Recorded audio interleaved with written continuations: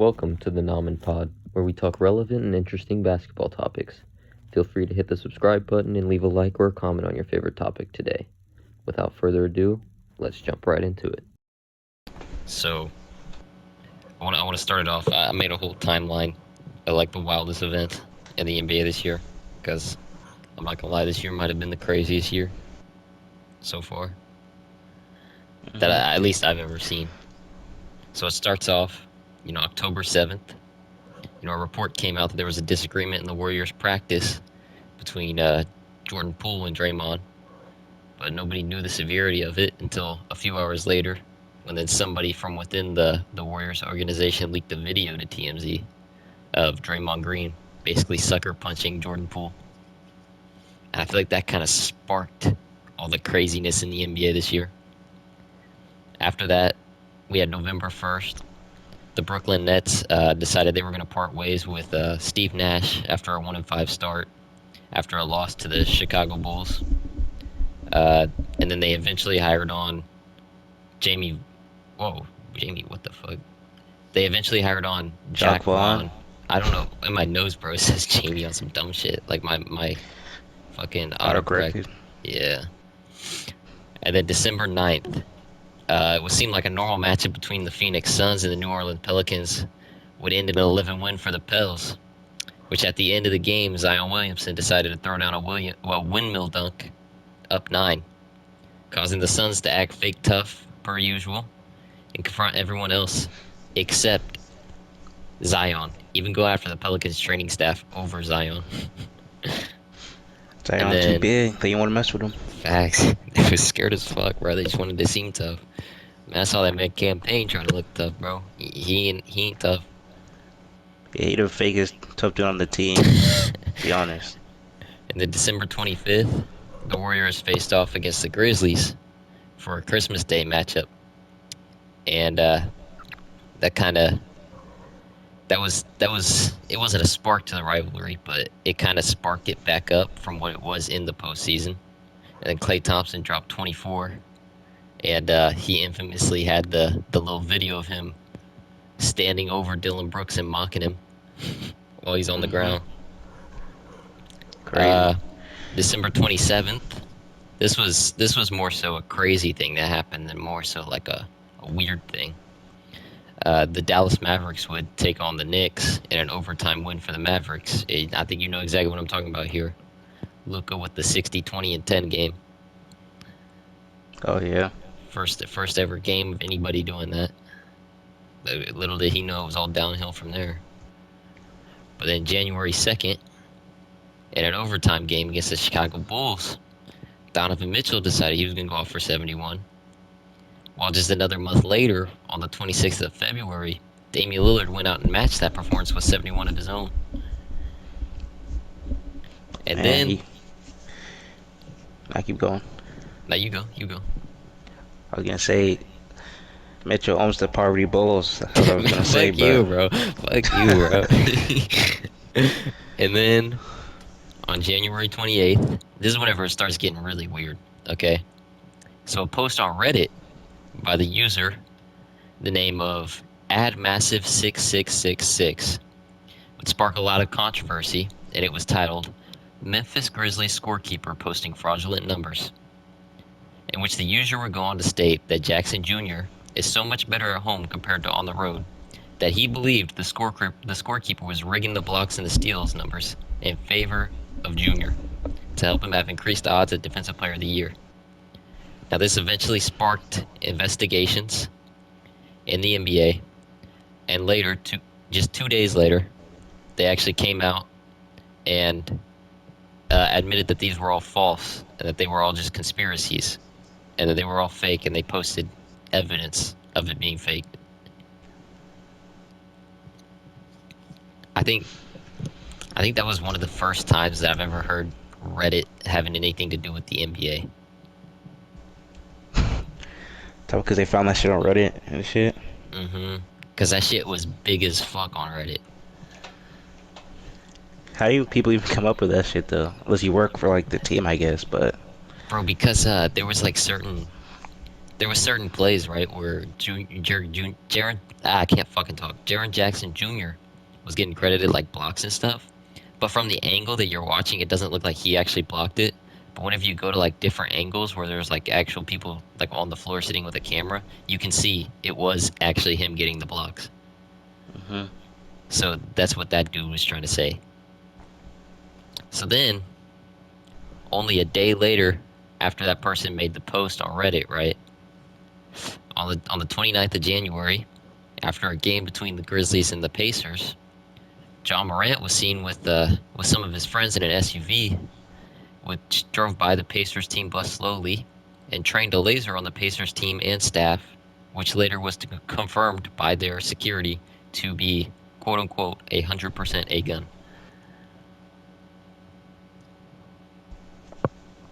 Man, going with the laser on that bitch. Shout out to him. Nah, I'm Bro, playing. I don't know why it ain't that serious, bro. Dude trying to take out he trying to take out the dude that could ruin his chances at winning, Tyrese, I guess. Maybe. Man, scared of Tyrese.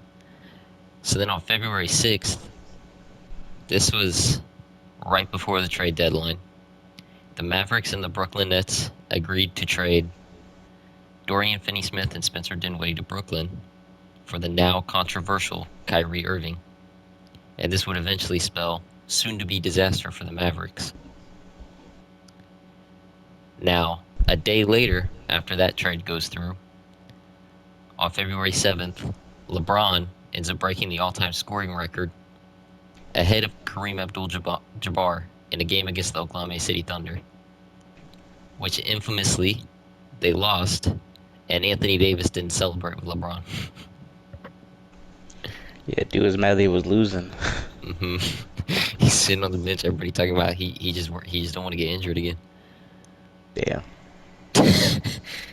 And then 3 days later, after the Kyrie trade, on the 9th of February, Kevin Durant reportedly requested a trade, but nobody knew about it completely, and it was fulfilled almost immediately, and it shipped him and TJ Warren to the Suns in exchange for Mikal Bridges, Cam Johnson, and 5 future first-round picks, which in turns would reverse all the things the Nets front office did at the beginning of the year to keep their stars happy. And then Crazy. this is where a lot of people would probably be watching the NBA now and know exactly what we're about to talk about. So on March 4th, in the headlines again, John Morant would live stream himself on Instagram with a gun in a nightclub, brandishing it around, and the allegations of the guns being pointed at other NBA players and a report being put out of Ja threatening a minor at home with a gun and hitting them multiple times put him in a huge spotlight, awaiting the investigation, everything going on. Now, while those investigations were going on, 3 days later, on ESPN's First Take, JJ Redick and Kendrick Perkins would all get ready for an episode together, in which Redick would criticize media and Perkins for creating false narratives, not only brought upon by skin color, but as well as other actions such as stat padding and voters in favor of certain players, prompting ESPN's publicly to apologize for Kendrick Perkins' statements, as they were false and caused major discord in a way that there should have never been. This also helped push the narrative that Jokic was not a winning player and only had stats that he had to stat pad, and he didn't deserve the MVP award over Embiid. I feel like this right here was a huge turning point for the MVP conversation. Not gonna lie. Yeah, at that point, Jokic sits there, fuck it. Like, bro, dude was saying Jokic was stat padding. But I think weren't they like almost undefeated? They were close to undefeated whenever Jokic had a triple-double. Mm-hmm. Like, it's different. Bro, Westbrook, you could argue. That was stat pads. But Jokic... You could tell he was. But Jokic, he's just looking to win. That's all he's trying to do. Yeah. And Kendrick Perkins just trying to say he only taking 6 shots and stuff like that. I mean, it's the same shit Jimmy does whenever Jimmy plays with the Heat. He don't always look for his shots. He looks to get his team involved. It's just It's That's just why what they shit. You need to look for a shot all the time. he do now. But like back in the bubble and stuff, that's the reason they were winning. Is because he was playing as a winning player.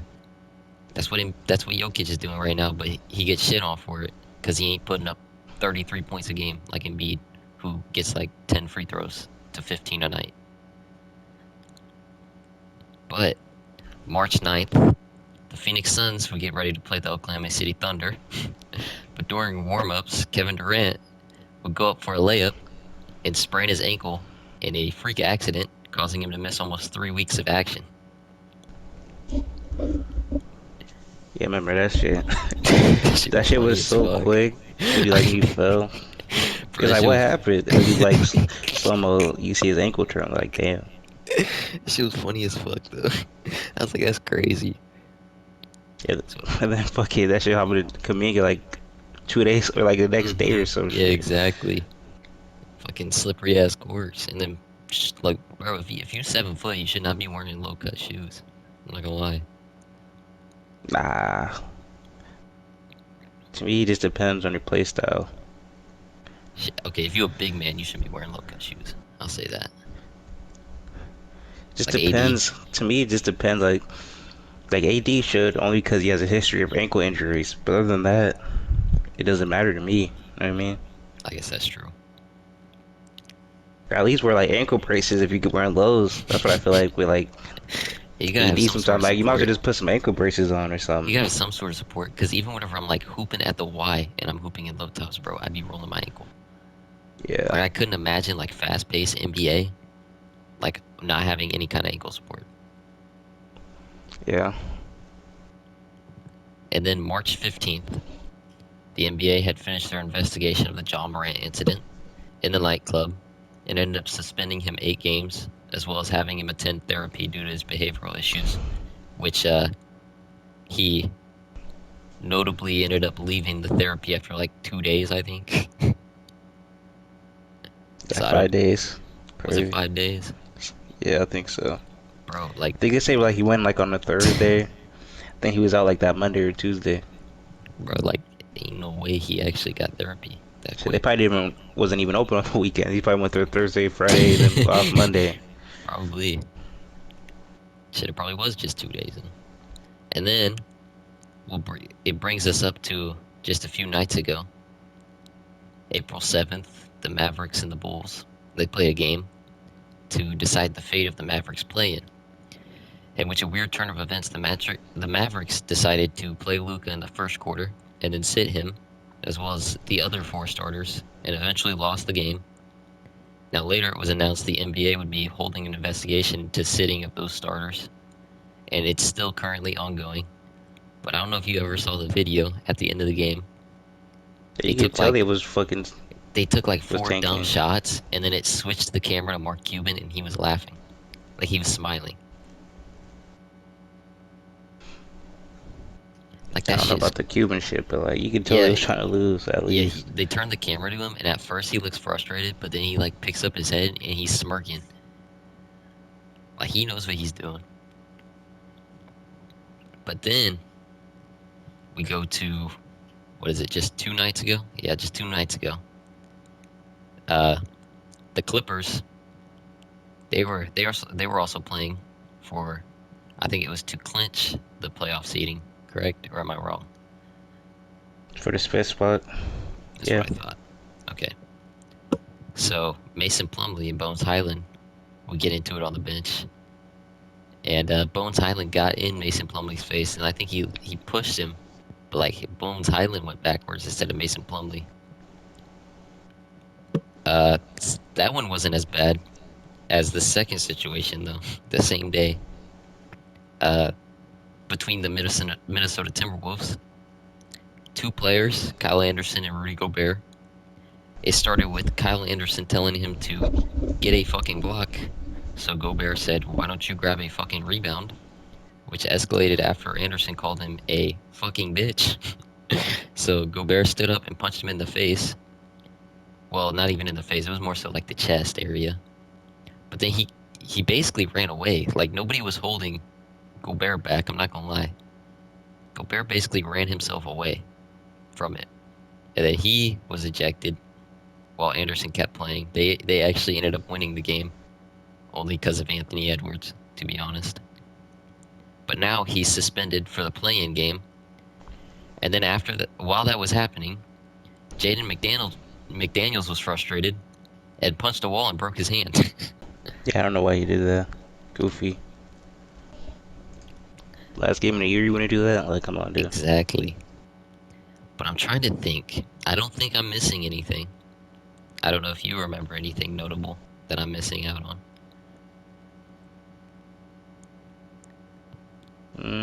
Probably not that I can think of right now.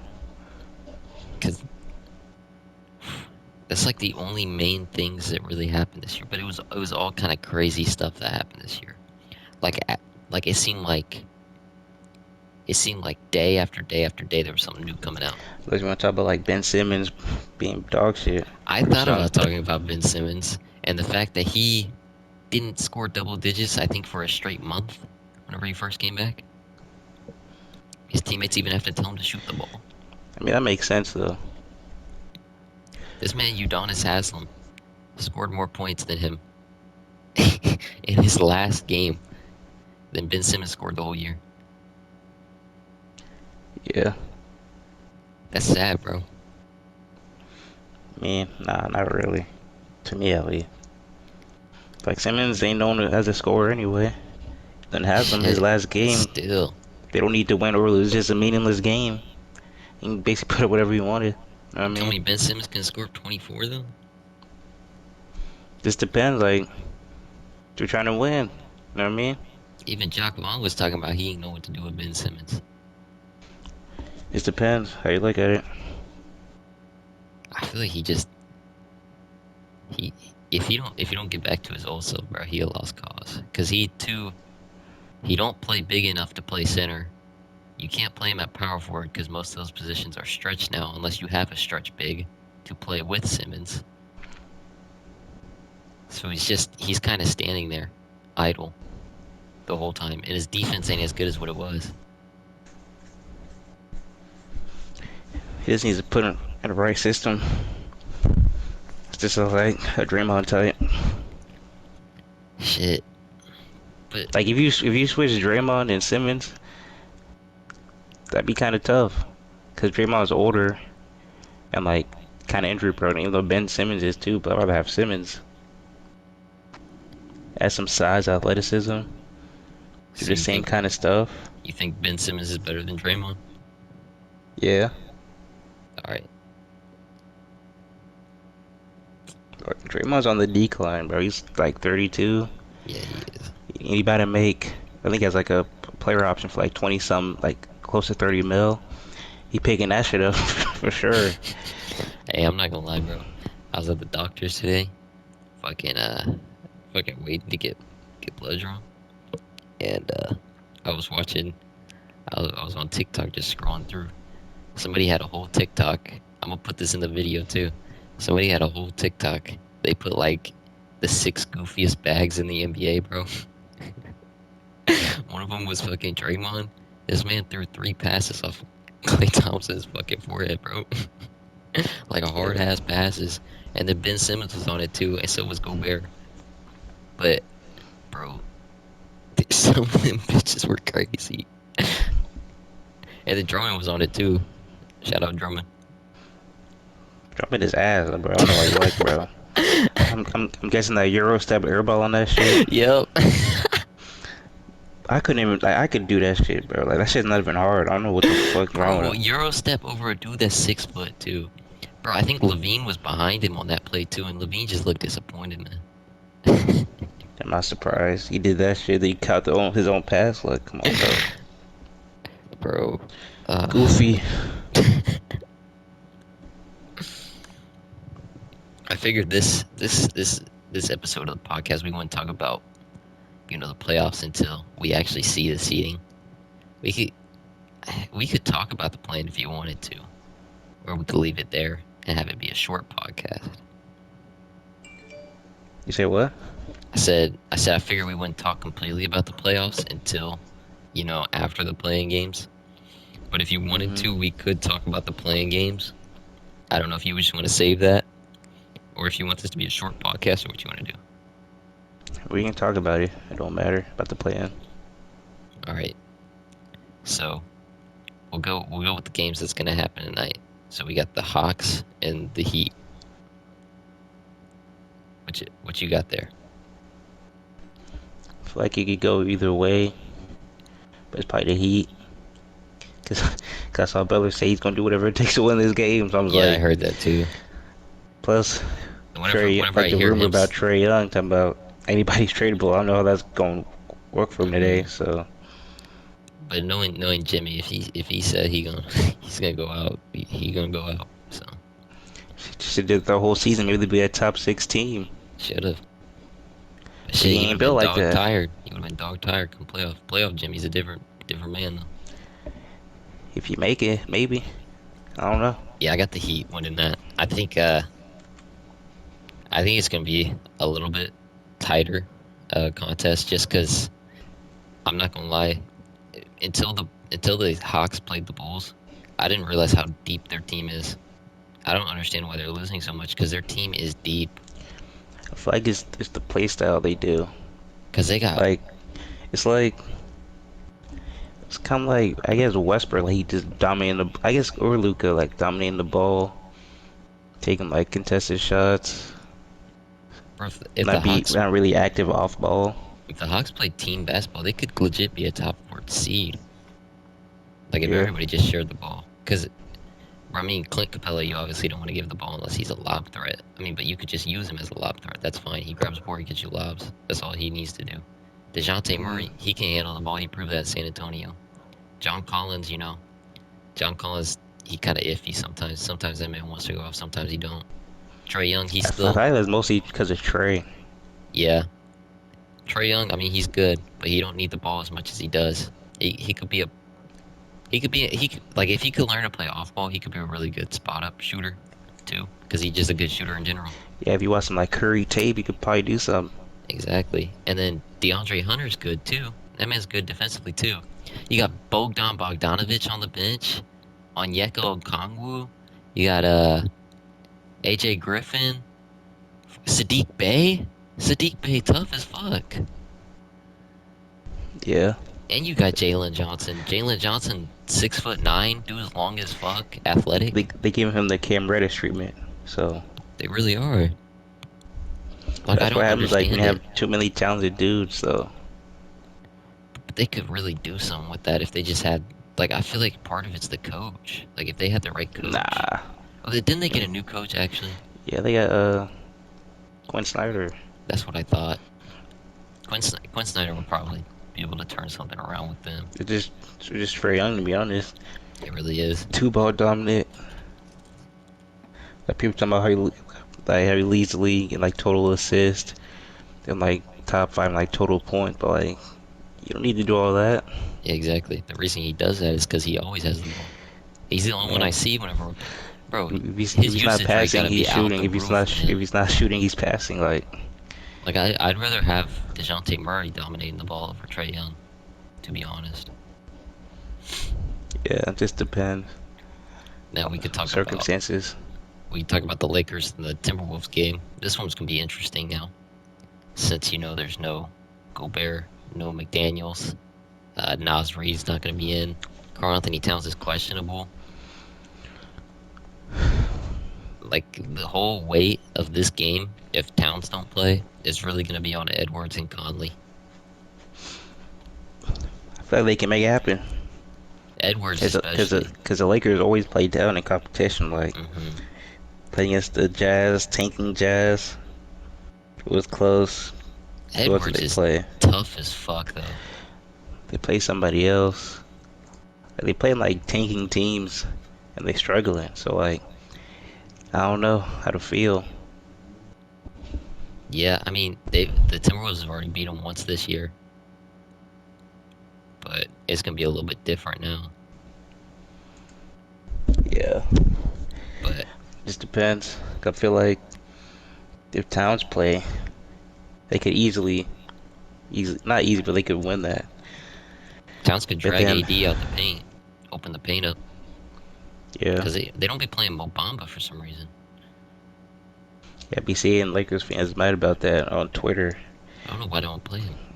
You don't play Mo Bamba and they get Tristan Thompson. Yeah, exactly. That's a L. That's just a dumb move right there. Mobamba That, talented, that's just and he can LeBron stretch the floor. doing his buddy a thing. Yeah, probably. That makes sense. Facts. But bro, Towns brings AD out the paint. I'm not gonna lie, Vanderbilt ain't guarding Edwards. As good as Vanderbilt is on defense, bro, Anthony Edwards just too tough. Yeah, I be seeing like I feel like Vanderbilt's not the same as he was on the Lakers. I don't know if that's just me. I don't think he is now. But past that game, I mean, obviously, I think it could be a toss up. I wouldn't be surprised if the Lakers lost, to be honest. But if the Yeah. Lakers lose and they got to play either the Pelicans or the Thunder, I honestly don't know about that either. Lakers are such a question mark, dude. It's crazy. And like against the Thunder, Shai could go stupid. And against the I like- Pelicans, if Zion well, Zion's gonna be out for a while. But you got Brandon Ingram. He's starting to turn it up at the end of the year. Yeah, and you got CJ who could go off. You got defenders you can guard. So I don't know. I think the one thing that's gonna hurt the Pelicans is Jose Alvarado's out. Dude's a good ass backup. They don't need bro. Man, he good though. He's good, but he ain't gonna be the reason they lose. But Shit, I think it could hurt. You ain't got somebody kind I of mean they've been winning without him, so they're probably good. shit. It's gonna be harder to guard Shea without somebody like him. Then Bro, he's like an irritant. he wouldn't do nothing against Shea. Shea too big for him, to be honest. Nobody really doing anything about Shea, if I'm being honest. Yeah. Shea get what the fuck he wants, whatever he wants it. And Yep. then Wednesday, which is tomorrow, we got the first game, Bulls and Raptors. And I'm gonna put bias aside. It's a scary game for me. Because the Raptors was the one team I didn't want to play in the play-in. I was fine with playing the Heat. I was fine with playing the I Hawks. swear the Raptors are just like the Hawks, is they get all this talent too. But the main thing about the Raptors that worries me, we only have one player that can really match up with their size, and it's just Patrick Williams. So that man is gonna have to go crazy. Because they got is OG gonna play? Because I know he's been listed as questionable. He probably will. But last time we played him, I mean, they beat us in our past two matchups this year. But last time we played them, we got dominated on the offensive board, and we couldn't hit a shot. But then again, with the way the Bulls have been playing here lately, I don't know if the Raptors are really. That's a toss-up for me. Now, I want to lean for the Bulls because they've been playing a lot better here recently. I feel like the Raptors have been playing worse. But the Raptors are just so good on the offensive rebound that I don't know. Because the Bulls mainly only have one rebounder, and that's Vooch. Damn, your dude Vucevic ain't like that. He like that. He can get you double-doubles, but if he your only rebounder, I mean, second best rebounder is Derrick Jones Jr. That dude's 6'5". It's just scary. Yeah. I'm One of the telling long you teams. right now, though, Kobe White about to go off. I'm telling you that right now.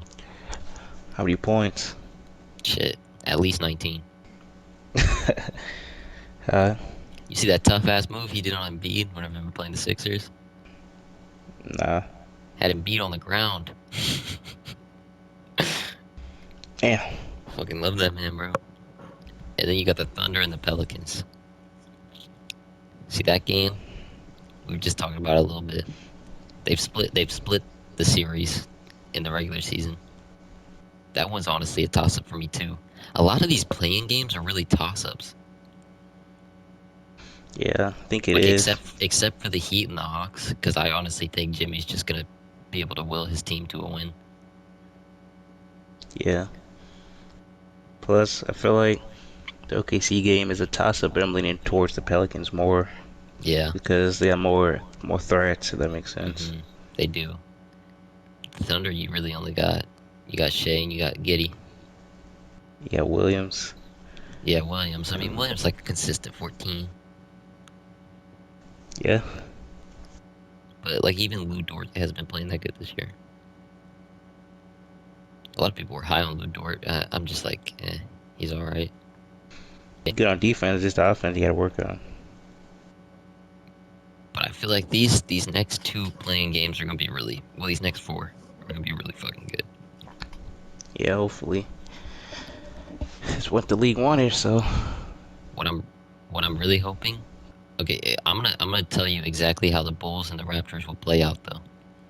If the Bulls lose the first quarter, they're losing the game. It's just a guarantee. They're like, I think they're 5-11 whenever they lose the first quarter. But if the Bulls can go out and they can win that first quarter, they have a high ass win percentage when they win the first quarter. Like high as fuck.